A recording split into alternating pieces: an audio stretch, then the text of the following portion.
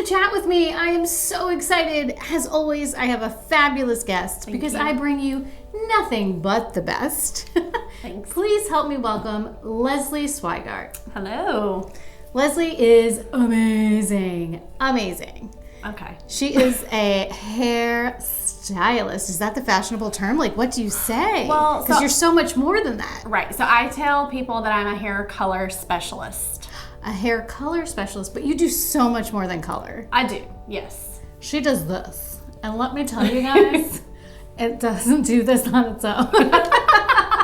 My hair is so difficult to work with, and Leslie does wonders with it.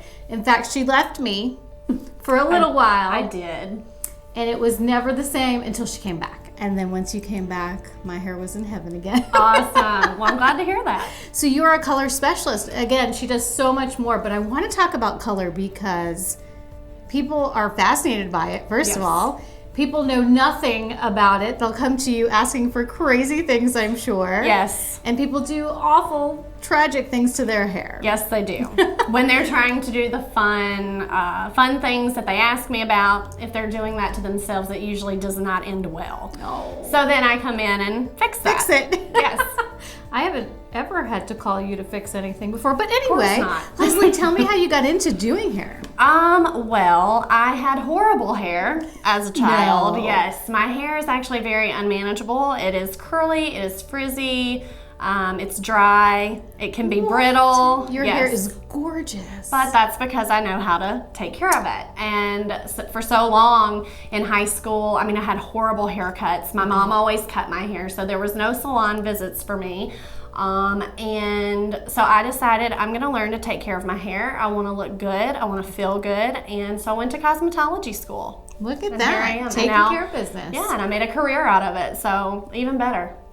That is amazing. And then things had to have changed since you started, right? Right. So trends, styles, cuts, everything is always changing. It's like the fashion, our clothes that we wear, the jewelry we wear, all of that is consistently and constantly changing. And so you have to kind of keep up with that and figure out what's hot and what's not. So if somebody walks in and says, give me a mullet, what would you say? Well, right now the mullet is actually back in style. Yes. Please don't let that happen. It is, but I think as a color specialist, stylist, professional, please don't allow people to do that. Well, it's a little modernized now. Yeah. It's not the Billy Ray mullet that I had in 9th grade. No, you didn't. Yes, I did. Yes, I did. That was the crucial turning point for this is going to be my career. My mom had a lady butcher. Literally. Oh, butcher. you didn't ask for the mullet. No. Oh. No. Well, it wasn't popular then. But no, so that was, I was literally on the verge, seriously, of suicide. I was devastated. It was 9th grade. It was freshman year. It's a pivotal time in your life. I got into fights at school because of it. There were rumors going around. I had leukemia. And that's nothing to joke about, Oh my goodness. So yeah, That's it was a really tough time. But I got through it. I persevered, and and you took over. Yes, now you have that luxurious, glorious hair. Yes. So tell me some of the things that people do maybe that they shouldn't to their hair. You should never bleach your hair. Oh, you know what? I was back in the day when we would spray the sun in. Well, that's different. Was that different? That's sun in. So sun in's not really bad unless you are having other chemical services done to your hair. It can cause a reaction. But the biggest one is don't bleach it and avoid black hair dye at all costs. So is it true then that can you get color without bleaching? Fun colors, like bright rainbowish colors, because I've always been told that you have to bleach it in order to get that really significant color in. So there's a couple of different lines that allow for you to not bleach it, but those lines are usually only for reds and coppers. Anything else like blues and purples, you gotta bleach it. But don't do it yourself. On your own. So that's what you're saying. Don't do it yourself. You're not Come to saying me. don't do a period. She's saying don't do it on your own. Okay, right. Yes. Go to a specialist and let them. Because in the wrong hands, it can be very detrimental to your hair. Oh. I know from experience. She didn't do it to herself, to her mullet. Oh. No, I didn't need to do it to the mullet. It was already pretty gone. So to keep up with the trends and learn all this stuff, what do you have to do? Are you just keeping up through magazines and social media, or do you take like continuing education units? Like, how does that? So every state is different. What Florida, which I'm a little disappointed in you guys, Florida. Florida does not require that we go physically to classes. We have to take an online test every year, or every 2 years, excuse me, and it's the same test every year. So Florida doesn't really promote you learning new things. It's really just, do you still know how to clean your brushes and your tools? But Well, that's good. The safety's involved, right. But other than that, you know, I think it's a lot more than that. I take any class that I can, color, cutting, styling, anything. I do physical classes, I do online classes, I have a couple of subscription-based education services that I am a part of online. Well, you've always taken it so serious, and I love that. It's a serious business. It is a serious business. It's the first thing you see on somebody. And that's what I think I've told you that 1,000 times. Your hair is the first thing people notice about you. Your face being the second. And so your hair is very important. Very, very important. Yes. So. And you know, there was something you said to me recently, and it really struck a chord with me, because I've had skin cancer a couple of times. And you told me that that's coming around now, that where specialists are being trained or even taught to look for certain things on people's heads, because that is one place where skin cancer can hide itself very, you know. And we can't take our eyeballs out of our sockets and, you know, go up there and look. So when I'm doing anyone's hair, I'm always, you know, investigating, if you will, the scalp, looking behind the ears. That's a big one. I've actually had 2 clients who I found the melanoma on the back of their ears and directed You're like literally saving people's lives. Right? I mean, I'm like legit. Superwoman. You are. I already knew that, but like, it's confirmed. Yeah. Oh, so. wow. That must be so hard to say to somebody, hey, you know, I see a spot or something, but at least you're doing it. You're doing it. Right. And you know, it's really not hard, because you see how many people suffer from really any kind of cancer. So, you know, I'm like, hey, I see a spot. Next time you're at the doctor, or if you don't have any appointment scheduled, maybe you should schedule an appointment and just ask them about it. It's a beautiful way to say it. Not like, yo, you got some cancer. Right. And so, and what I'll do too is I'll take my camera on my beloved iPhone, and I will take a picture of it, and I'll show it to them so that they can see it. You go the extra mile, that's for sure. I try to. So I'm going to now switch it to something that's not so appealing. Not that cancer is appealing, but my kids all went through it. We live in Florida, and I'm sure you know what's coming. I know what's coming. Have you ever had a client that had lice? Yes. Oh, I got goosebumps just saying it. It gives me the heebie-jeebies. When I was in school, we were taught you treat everyone in your chair as if they have a communicable disease. And you always check for lice. Those are the 2 main things, because you don't know, and you're dealing with people's hair, and you're in there and you're scrubbing their scalp, and that's another thing. You should never use your nails to scrub your scalp. Oh, so I know it's tempting because it feels really good. So you should use your fingertips. You should use the pads of your fingers. Okay. Yes.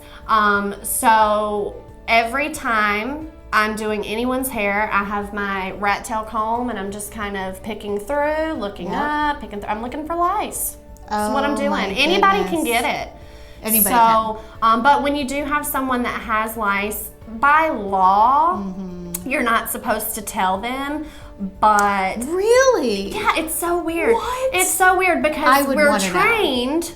Because by the time I found it in one of my kids, this was so many years ago. My kids are way beyond this, but when they were in elementary school, it was way too late. It was like, not too late, but there were so many. Oh, it was awful. But anyway, I can't believe you're not supposed to tell people. Yeah, well, so you're supposed to tell them they have a scalp condition that you can't work with, but I'm going to be honest with you. I was trained to find it. I'm going to tell you. I'm going to tell you. Police, come get me. Thank you. I don't care. But yeah, and I'm very discreet about it. I'm not going to be like, hey, you got lice. Right. No, I'm going to say, hey, this is Yeah. what's happening. And there are services out there. A lot of Yes. parents say, oh, I can't do this. I'm not going to be able to get it all. You can pay to have someone do it. And I did learn where the term nitpicking came from after that, because it's the most tedious and long task. But let's get off the lice, because you do so many beautiful, wonderful things. Talk to me about color. Oh my goodness, you guys have to follow her on Instagram. How can they find you on Instagram? So my Instagram is super simple. It's Leslie Colors Hair. Leslie Colors Hair. That's it. That's what I do. Does the most. It's artwork. It truly is art. What you do is amazing. Yes. So tell me about, how do you help people pick these colors based on their skin tone, or like how does that all work? You do? I do. So a lot of people come to me and they will ask me, just give me something that works well with my skin tone. A lot of people say, oh, I could never be blonde. Anybody can be blonde. Ooh. Anybody can be blonde, but it's the right tone and shade of blonde. So you're either warm, cool, or neutral. Okay. So sometimes they will ask me, and sometimes they won't. A lot of times they come in with inspiration pictures, which I love. And if I feel like the color they've chosen isn't the right for their tone, we'll just go to the different end of the spectrum. You've always got red, cool reds, warm reds, I love that. Warm browns, cool browns, warm blondes, and cool blondes. So I love it. Yeah. And it takes that knowledge and that expertise, and him having done this for so long, to know what would look good. Right. And you have to have good lighting too. That's super important, because a lot of times, and this is a classic move that a lot of hairstylists and hair colorists have come across, is they do a beautiful blonde and the client goes home and they get in their bathroom and they're looking at their hair and they're like, oh, it's brassy. It's not brassy. You're standing under the warmest light in your house. Okay. Change out your bathroom bulbs for some good LED lighting. Or go out in the sun and turn your camera on. Yes, absolutely. Indirect sunlight is the best light to look at your hair. And how long can a hair color last? It really depends. So if you're doing something like highlights, you're not actually adding color to the hair, you're removing pigment from the hair. So that's not technically a color, and that's only if you're highlighting. That's not like tubes of blonde or high lift tints, but it's just really until your hair grows out, or it depends a lot on the porosity of your hair. So if it's super damaged, super dry, it cannot last as long, or vice versa. If it's super healthy, it's going to last you a long time. Now solve this mystery for me, because I have heard so many things about this. Are you ready for this question? Yes. I know you're ready. How often should somebody wash their hair? Not every day. See, that's what I've been told, but I can't not. Like, I feel so greasy if I don't. So I do. I wash my hair every day. So I hear that a lot when I say that, don't wash your hair every day. Oh, I can't. I have to wash it. I feel so dirty. It's so oily. Try rinsing it only. Oh, okay. So get under the water. So you can get under the water. There's nothing wrong with a little H2O. You can have H2O, but we're not really sure what that we're not sure what that is. So run it under the water. Run it under the water. You can even condition as well too. But if your problem is that it's oily, I would recommend only rinsing it, no conditioner.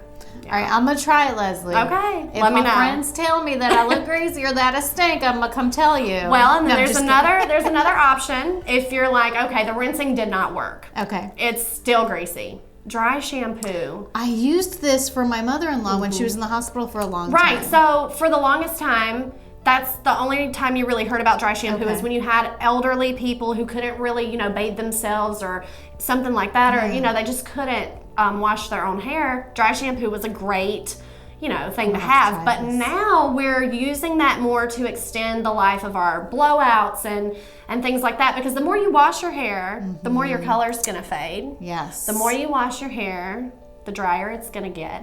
So really utilizing the natural oils that your body will produce. I love it. And a lot of times when you're washing your hair every day, your body knows that you're stripping those oils, so it's gonna produce more. Yeah. She's smart, guys. Thank you. And how about, can they follow you anywhere else, or is just Instagram your main? So Instagram is my main gig, but I do have a Facebook business page that is also Leslie Colors Hair. And that's pretty much it. Good. And they're linked together, so if I post on one, it automatically posts to the other. Awesome. You guys are going to want to follow her, and if you're local to the area, you're definitely going to want to use her amazing services.